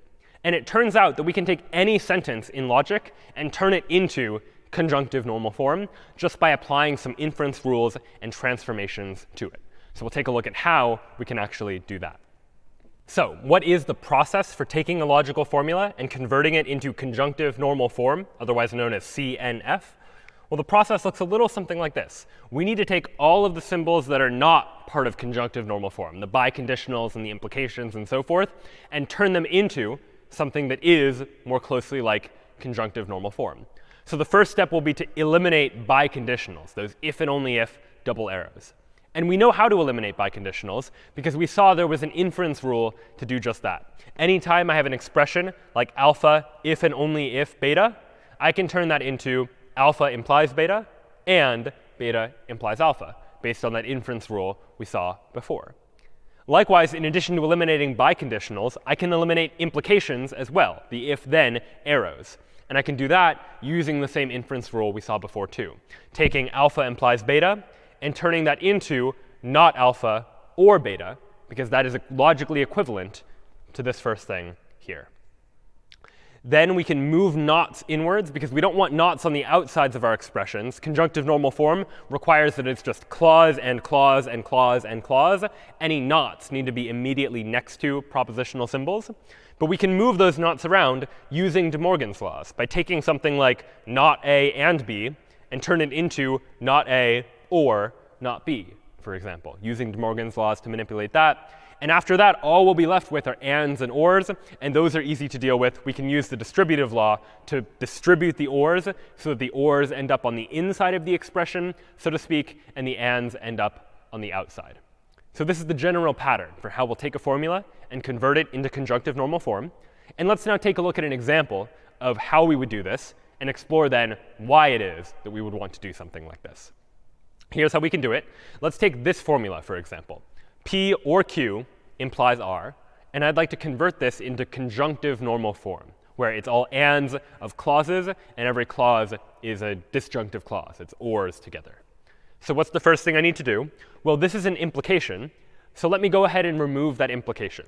Using the implication inference rule, I can turn P or Q into P or Q implies R into not P or Q or R. So that's the first step. I've gotten rid of the implication. And next, I can get rid of the not on the outside of this expression too. I can move the knots inwards so they're closer to the literals themselves by using De Morgan's laws. And De Morgan's law says that not P or Q is equivalent to not P and not Q. Again, here just applying the inference rules that we've already seen in order to translate these statements. And now I have two things that are separated by an or, where this thing on the inside is an and. What I'd really like is to move the ors so the ors are on the inside, because conjunctive normal form means I need clause and clause and clause and clause. And so to do that, I can use the distributive law. If I have not P and not Q or R, I can distribute the or R to both of these to get not P or R and not Q or R using the distributive law. And this now here at the bottom is in conjunctive normal form. It is a conjunction, an and, of disjunctions, of clauses that just are separated by ors. And so this process can be used by any formula to take a logical sentence and turn it into this conjunctive normal form where I have clause and clause and clause and clause and clause and so on. So why is this helpful? Why do we even care about taking all these sentences and converting them into this form? It's because once they're in this form where we have these clauses are the inputs to the resolution inference rule that we saw a moment ago. That if I have two clauses where there's something that conflicts or something complementary between those two clauses, I can resolve them to get a new clause, to draw a new conclusion.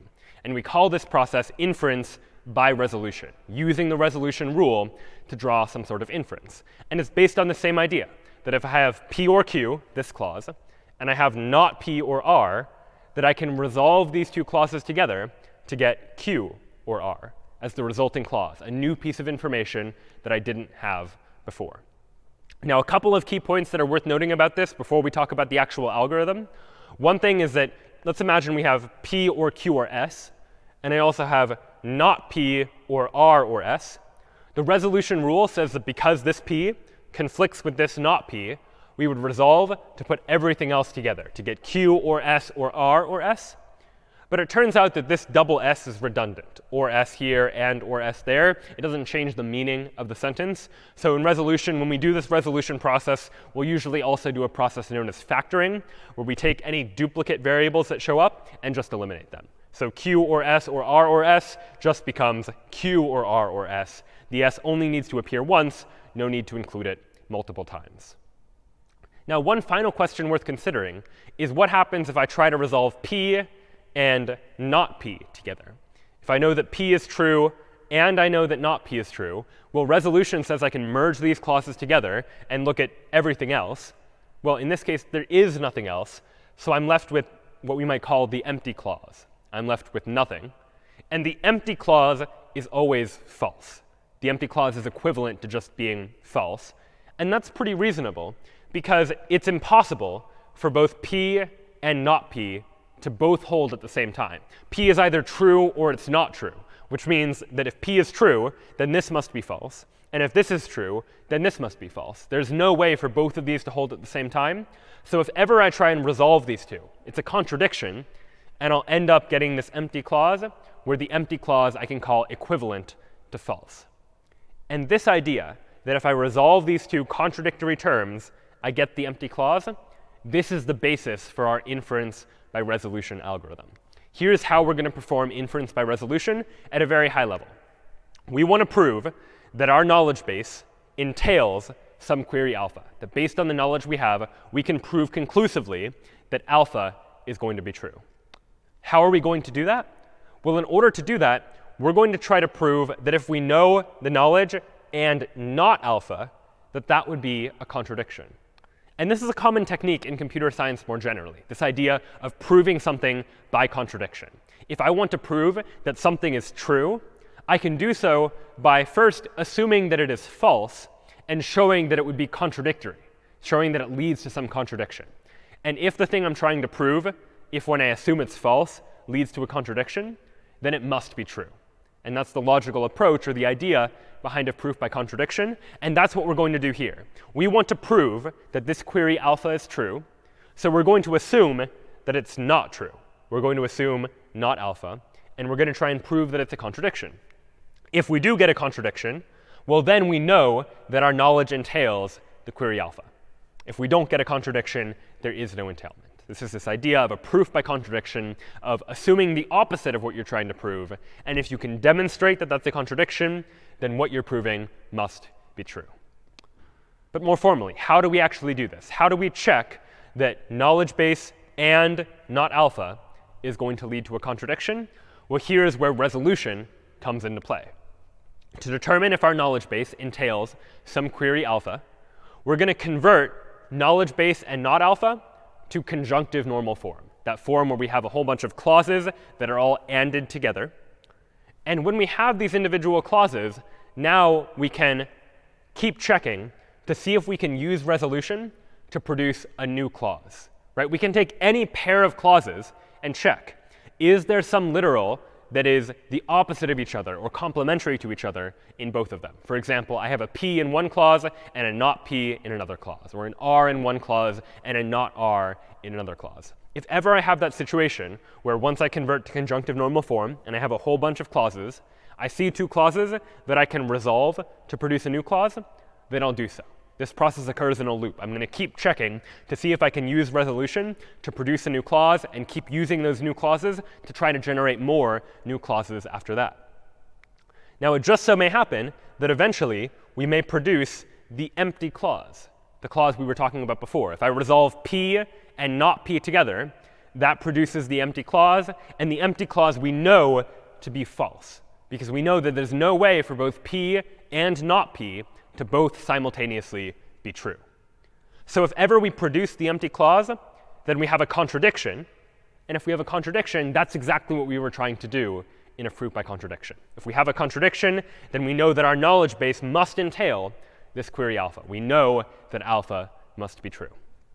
And it turns out, and we won't go into the proof here, but you can show that otherwise, if you don't produce the empty clause, then there is no entailment. If we run into a situation where there are no more new clauses to add, we've done all the resolution that we can do, and yet we still haven't produced the empty clause, then there is no entailment in this case. And this now is the resolution algorithm. And it's very abstract looking, especially this idea of like, what does it even mean to have the empty clause? So let's take a look at an example, actually try and prove some entailment by using this inference by resolution process. So here's our question.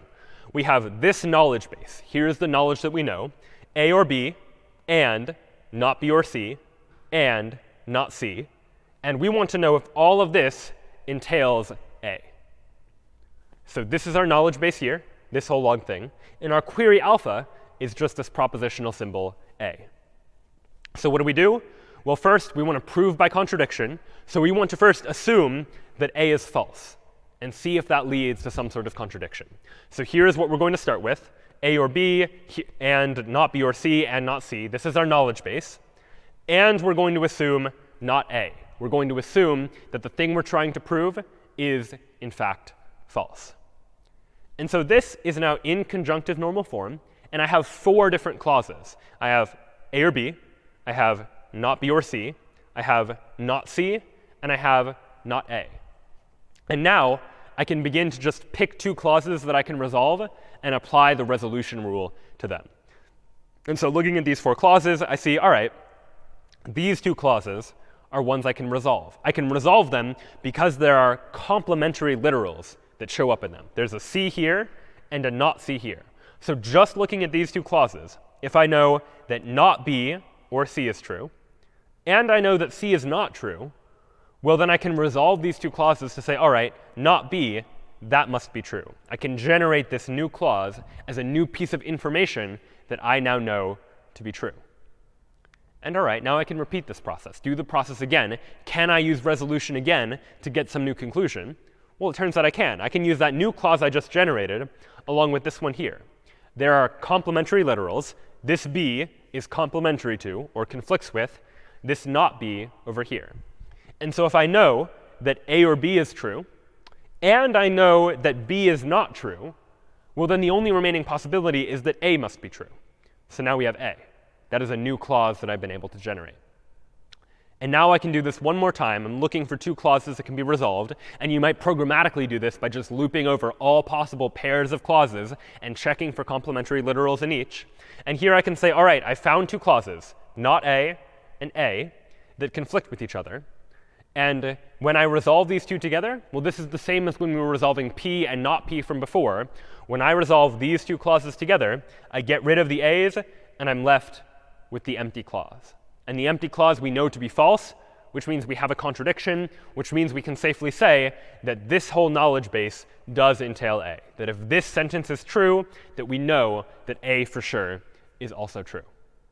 So this now, using inference by resolution, is an entirely different way to take some statement and try and prove that it is, in fact, true. Instead of enumerating all of the possible worlds that we might be in order to try to figure out in which cases is the knowledge base true and in which cases our query true, instead, we use this resolution algorithm to say, let's keep trying to figure out what conclusions we can draw and see if we reach a contradiction. And if we reach a contradiction, then that tells us something about whether our knowledge actually entails the query or not. And it turns out there are many different algorithms that can be used for inference. What we've just looked at here are just a couple of them. And in fact, all of this is just based on one particular type of logic. It's based on propositional logic, where we have these individual symbols, and we connect them using and or and not and implies and biconditionals. But propositional logic is not the only kind of logic that exists. And in fact, we see that there are limitations that exist in propositional logic, especially as we saw in examples like with the mastermind example or with the example with the logic puzzle, where we had different Hogwarts house people that belonged to different houses, and we were trying to figure out who belonged to which houses. There were a lot of different propositional symbols that we needed in order to represent some fairly basic ideas.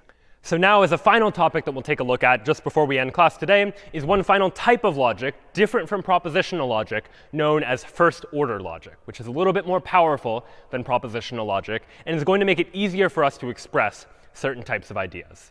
In propositional logic, if we think back to that puzzle with the people in the Hogwarts houses, we had a whole bunch of symbols, and every symbol could only be true or false, right? We had a symbol for Minerva Gryffindor, which was either true if Minerva was in Gryffindor and false otherwise, and likewise for Minerva Hufflepuff and Minerva Ravenclaw and Minerva Slytherin, and so forth. But this was starting to get quite redundant, that we wanted some way to be able to express that there's a relationship between these propositional symbols, that Minerva shows up in all of them. And also, I would have liked to not have had so many different symbols to represent what really was a fairly straightforward problem. So first-order logic will give us a different way of trying to deal with this idea by giving us 2 different types of symbols. We're going to have constant symbols that are going to represent objects like people or houses, and then predicate symbols, which you can think of as relations or functions that take an input and evaluate them to like true or false, for example, that tell us whether or not some property of some constant or some pair of constants or multiple constants actually holds. So we'll see an example of that in just a moment. But for now, in this same problem, our constant symbols might be objects, things like people or houses. So Minerva, Pomona, Horace, Gilderoy, those are all constant symbols, as are my 4 houses, Gryffindor, Hufflepuff, Ravenclaw, and Slytherin. Predicates, meanwhile, these predicate symbols are going to be properties that might hold true or false of these individual constants. So person might hold true of Minerva, but it would be false for Gryffindor, because Gryffindor is not a person. And house is going to hold true for Ravenclaw, but it's not going to hold true for Horace, for example, because Horace is a person. And belongs to, meanwhile, is going to be some relation that is going to relate people to their houses. And it's going to only tell me when someone belongs to a house or does not. So let's take a look at some examples of what a sentence in first order logic might actually look like. A sentence might look like something like this. Person, Minerva, with Minerva in parentheses, and person being a predicate symbol, Minerva being a constant symbol. This sentence in first order logic effectively means Minerva is a person, or the person property applies to the Minerva object. So if I want to say something like Minerva is a person, here is how I express that idea using first order logic. Meanwhile, I can say something like House Gryffindor to likewise express the idea that Gryffindor is a house. I can do that this way. And all of the same logical connectives that we saw in propositional logic, those are going to work here too. So and, or, implication, biconditional, not. In fact, I can use not to say something like not House Minerva. And this sentence in first order logic means something like Minerva is not a house. It is not true that the house property applies to Minerva. Meanwhile, in addition to some of these predicate symbols that just take a single argument, some of our predicate symbols are going to express binary relations between 2 of its arguments. So I could say something like belongs to, and then 2 inputs, Minerva and Gryffindor, to express the idea that Minerva belongs to Gryffindor. And so now here's the key difference, or one of the key differences, between this and propositional logic. In propositional logic, I needed 1 symbol for Minerva Gryffindor, and 1 symbol for Minerva Hufflepuff, and 1 symbol for all the other people's Gryffindor and Hufflepuff variables. In this case, I just need 1 symbol for each of my people, and 1 symbol for each of my houses. And then I can express as a predicate something like belongs to, and say belongs to Minerva Gryffindor to express the idea that Minerva belongs to Gryffindor house. So already we can see that first order logic is quite expressive in being able to express these sorts of sentences using the existing constant symbols and predicates that already exist while minimizing the number of new symbols that I need to create. I can just use 8 symbols for people, for houses, instead of 16 symbols for every possible combination of each. But first order logic gives us a couple of additional features that we can use to express even more complex ideas. And these additional features are generally known as quantifiers. And there are 2 main quantifiers in first order logic, the first of which is universal quantification. Universal quantification lets me express an idea like something is going to be true for all values of a variable. Like for all values of x, some statement is going to hold true. So what might a sentence in universal quantification look like? Well, we're going to use this upside down a to mean for all. So upside down ax means for all values of x, where x is any object, this is going to hold true. Belongs to x Gryffindor implies not belongs to x Hufflepuff. So let's try and parse this out. This means that for all values of x, if this holds true, if x belongs to Gryffindor, then this does not hold true. X does not belong to Hufflepuff. So translated into English, this sentence is saying something like, for all objects x, if x belongs to Gryffindor, then x does not belong to Hufflepuff, for example. Or phrased even more simply, anyone in Gryffindor is not in Hufflepuff. Simplified way of saying the same thing. So this universal quantification lets us express an idea like something is going to hold true for all values of a particular variable. In addition to universal quantification, though, we also have existential quantification. Whereas universal quantification said that something is going to be true for all values of a variable, existential quantification says that some expression is going to be true for some value of a variable, at least one value of the variable. So let's take a look at a sample sentence using existential quantification. One such sentence looks like this. There exists an x. This backwards e stands for exists. And here we're saying there exists an x such that house x and belongs to Minerva x. In other words, there exists some object x where x is a house and Minerva belongs to x. Or phrased a little more succinctly in English, I'm here just saying Minerva belongs to a house. There's some object that is a house and Minerva belongs to a house. And combining this universal and existential quantification, we can create far more sophisticated logical statements than we were able to just using propositional logic. I could combine these to say something like this.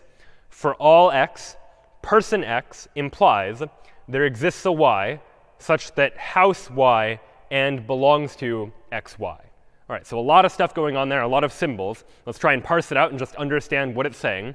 Here we're saying that for all values of x, if x is a person, then this is true. So in other words, I'm saying for all people, and we call that person x, this statement is going to be true. What statement is true of all people? Well, there exists a y that is a house. So there exists some house, and x belongs to y. In other words, I'm saying that for all people out there, there exists some house such that x, the person, belongs to y, the house.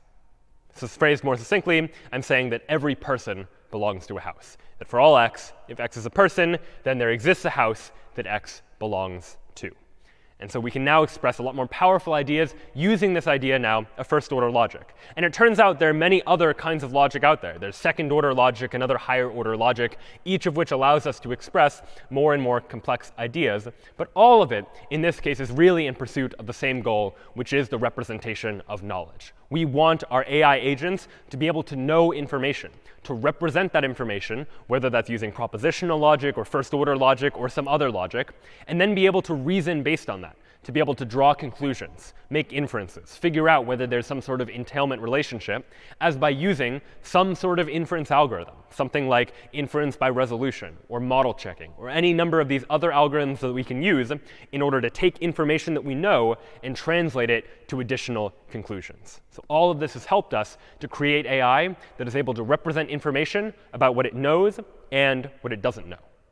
Next time, though, we'll take a look at how we can make our AI even more powerful by not just encoding information that we know for sure to be true and not to be true, but also to take a look at uncertainty, to look at what happens if AI thinks that something might be probable or maybe not very probable or somewhere in between those two extremes, all in the pursuit of trying to build our intelligent systems to be even more intelligent. We'll see you next time.